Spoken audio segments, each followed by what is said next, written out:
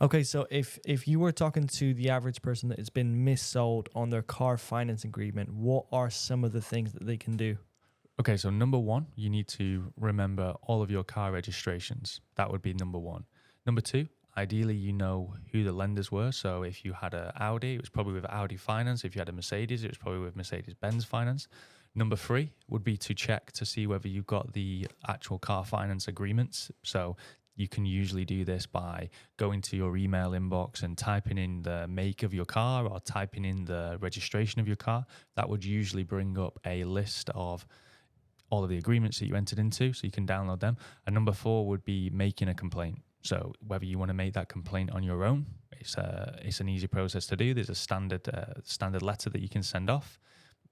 In my experience, the lenders don't tend to acknowledge individuals like that, even though they will say they do.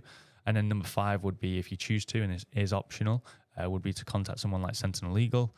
We're a fully regulated law firm in the UK. We've won literally hundreds and hundreds and hundreds of these motor finance complaints, and we've recovered a lot of compensation for clients.